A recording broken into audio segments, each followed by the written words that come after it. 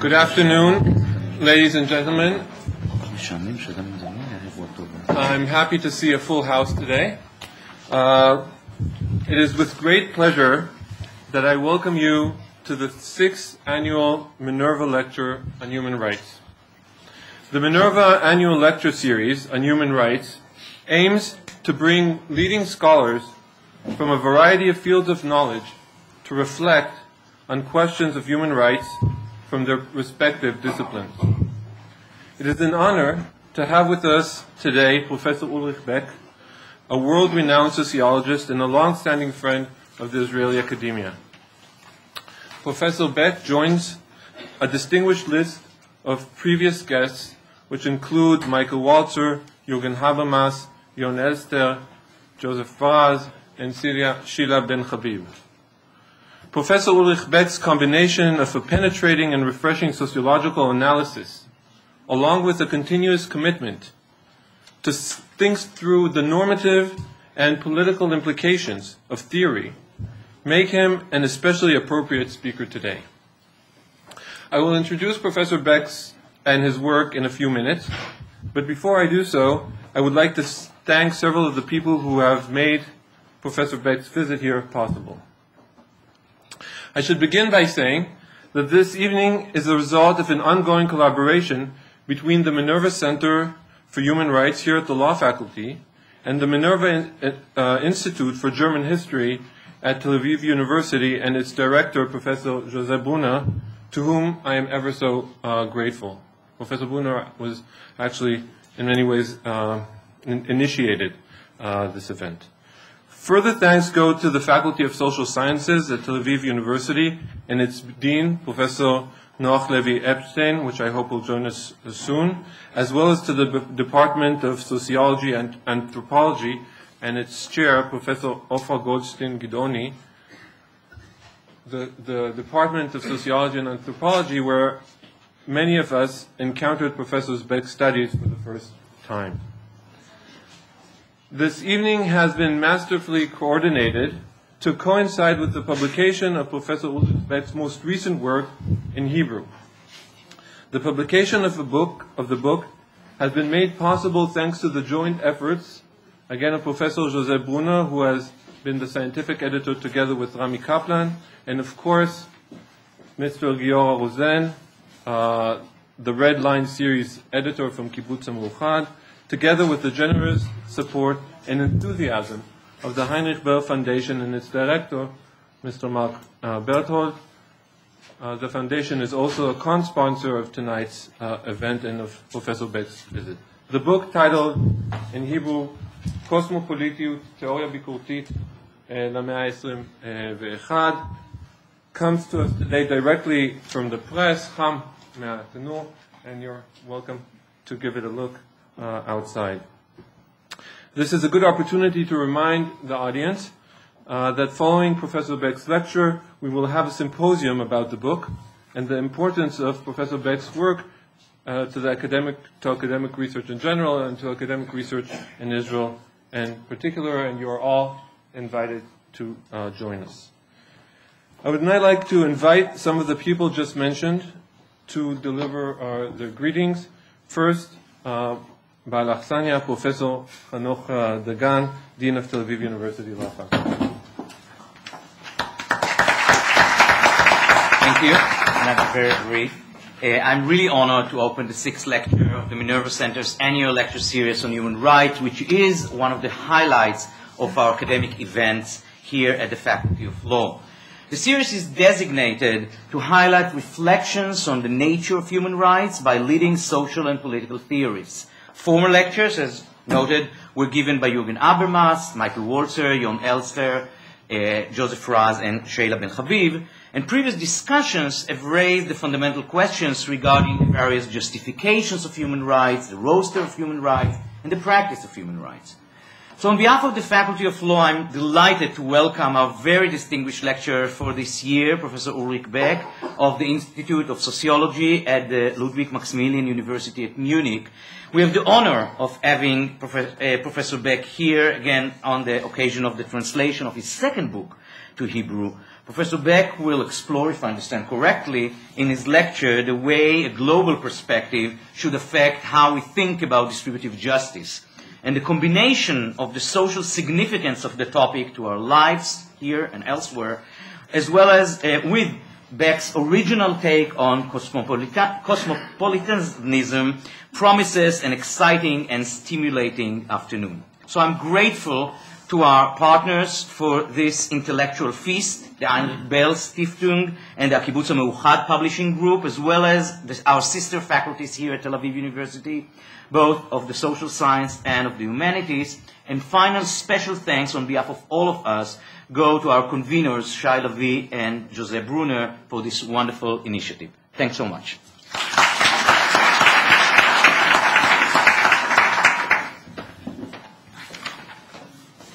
Thank you very much, Dean Dagan, for the ongoing support. Now we were supposed to hear some greetings from Professor Noach Levin-Epstein, but unfortunately he is unable to be with us at the moment. So again, we would like to express our gratitude to the Social and Science faculty. And move on now to hear greetings from Professor José Brunner, Director of the Minerva Institute for German History.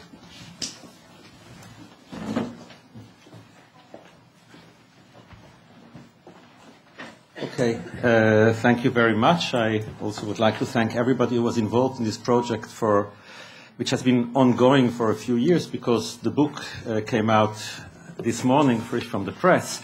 So when Shai said it coincided with this event, he meant it really literally.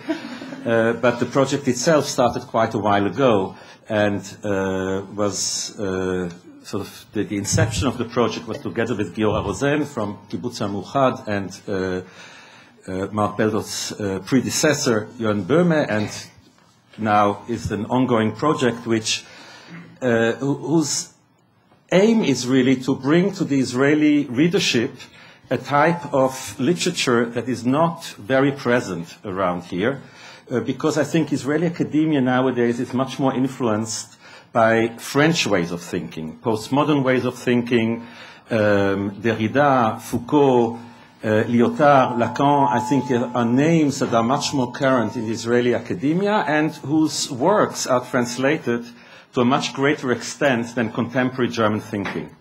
In some way, I think we all are being taught here that German thinking ended with Adorno or with Arendt, and that there is no German philosophy ongoing, no way of thinking about the world, about society nowadays in Germany.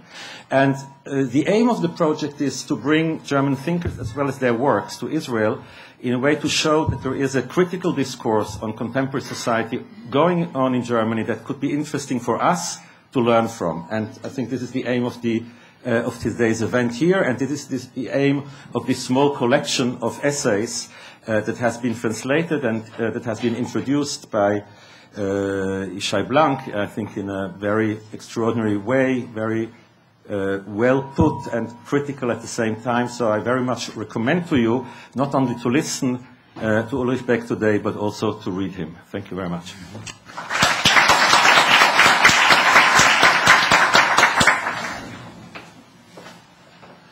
Thank you, José. Our last greetings will come from Mr. Mark Todd from the Institute.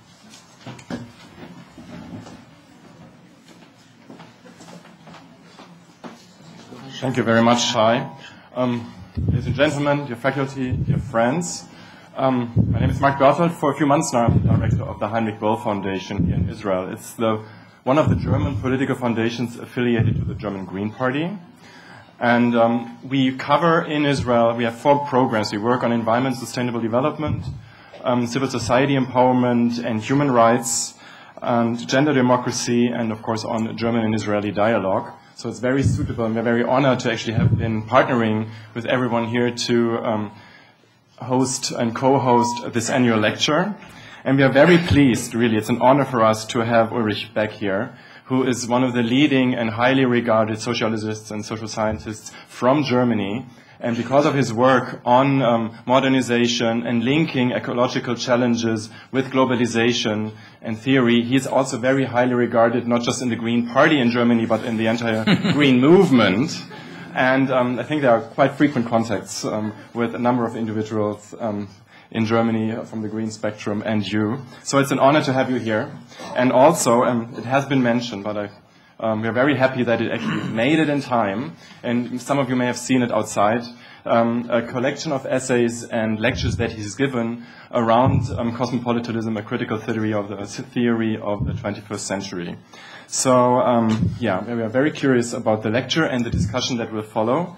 I would like to thank our partners here, Professor Hanoch Dagan, Professor Noah Levin-Epstein, José Brunner, not just for co-hosting this, but also for scientifically editing the book together with Rami Kaplan, and to Shai Lavi, of course, who was a good partner in this entire effort. And I would like to thank also Aya Breuer, who is not here today, but who translated the work. And she did an amazing... Difficult, yes. It's an amazing job, and it's... we're very glad that we have it here today. And last but not least, I would like to thank, of course, Giora Rosen from the publishing house Hakibutza Miuchat, who actually did this in the red line, book line. And lastly, our speakers afterwards, Yishai Blank, Nissim Mizrahi, Hila Shamir, and Nathan Snyder, for joining us today. And with this, thank you all, and I wish us a pleasant afternoon and evening.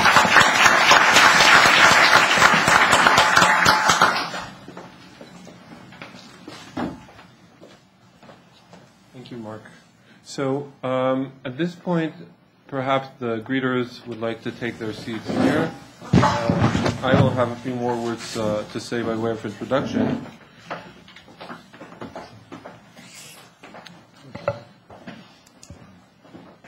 All by myself now. So it is now time, and also my pleasure, to introduce to you Professor Ulrich Beck himself. Professor Beck is one of today's leading sociologists in the world. Usually when we say in the world, we mean in America and in Europe, but in Professor Beck's case, this is truly the case. World-known sociologist. We had, just as an anecdote, a visitor from China the other day, and his attempt, his whole effort, and the effort of the research center that he coordinates, is actually to think through with Professor Beck about some of the issues that are raised. Professor Beck is an author of an outstanding list of publications, each of which stands on its own as an important contribution to the field.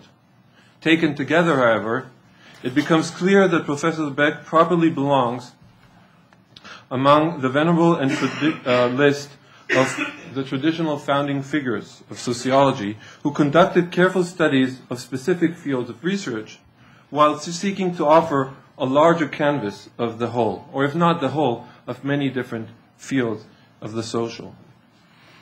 Though I will not be able here to mention all of Professor Beck's works, let me offer you a glimpse. We may begin with the path-breaking analysis of contemporary society as risk society in 1992, and later on developed in World Risk Society in 1999. Following from work on risks is his work on ecology in two books, one on ecological enlightenment in 1995, and the same year, Ecological Politics in an Age of Risk. Then his writings on politics, The Reinvention of Politics in 1996, and Democracy Without Enemies 2 years later. Globalization became a theme, explicit theme in a book dedicated to the topic in 1999, What is Globalization? And 2005 again, Power in the Global Age. Labor relations, which actually were an interest to some of my colleagues here at the law faculty, became a topic of discussion in Professor Beck's work, Brave New World of Work in 2000. The emergence of new family structures, of new forms of individuality, are Professor Beck's explorations together with Elizabeth Beck Genheim, and he published together The Normal Chaos of Love in 1995, and then a book on the individualism and social and political consequences in 2002. Religion, which was originally not on my short list, I came across the book in New York last week at the famous store in 112 West Street. It was there, and I gave it a look, an attempt to think through religion in our times. And most recently, including the book you've seen here in Hebrew, his work on cosmopolitanism, Cosmopolitan Vision in 2006, and Cosmopolitan Europe, together with Grande in 2007. It would be impossible to sum up Professor Beck's contribution to social research, and even if possible, it would be a glaring mistake to do so in the presence of people who are much more expert than I am in Professor Beck's work, as well as in his own presence. But still, for those of you who perhaps are less familiar with the work, allow me to say just a brief words that will also connect us to today's event. One may think, this is just one thread of Professor Beck's work, but one may think of Professor Beck as ongoing attempt to study our times. He has coined the term second modernity to distinguish the social and political reality in the Western world and beyond it since the second half of the 20th century, and in order to distinguish it from earlier phases of modernity which dominated throughout the 19th and early 20th century. What distinguishes Beck's concept of second modernity from similar terms used by other critical scholars such as post-industrial or post-bureaucratic age, late modernity, or even post-modernity, is, among other things, the idea that modernity transforms itself, reflexive modernity, not through crisis or internal contradictions, as in the traditional Marxist argument, but rather through its success. The kernel of the argument appears already in Beck's early work on rich society. If modern society proper in the 19th century can be characterized as scarcity society, then present society, second modernity, brings with it gradual transformation to a risk society. Despite the promises of modern technology to reduce risk, modernity's success reproduces new kinds of risk which transform modern social structures and forms of solidarity, as well as create new forms of inequality and stratification. As a recent catastrophe in Japan suggests, which could only happen, of course, in a developed country, as it reminds us, quote, the sources of danger are no longer ignorance, but knowledge. Not a deficient, but a perfect mastery over nature. Not that which eludes the human grasp, but the system of norms and constraints established with the industrial epoch. This was from the 1992 book. Consequently, second modernity brings with it a reinvention of new social structures, political formations, and cultural identities. If class, race, ethnicity, and nationalism, to mention a few forms, characterize the basic structures of modernity, the sociologist of the second modernity must ask herself what new forms are being created and can be created for our age and time. It is crucial for Beck that second modernity not only brings with it new dangers, but also new hopes and possibilities. It is this critical eye, combined with a generous spirit towards our times and age, that mark Beck's recent writings on cosmopolitanism. Much less than the naivete of wishful thinking, Beck's careful analysis of the transformations of social conditions calls upon us sociologists and lawyers alike, academics and citizens alike, to think creatively of new responses to our times. It is this set of concerns and sensitivities that brings to us today Professor Beck and his lecture on global inequalities and the human rights regime. Please join me in welcoming Professor Ulrich Beck.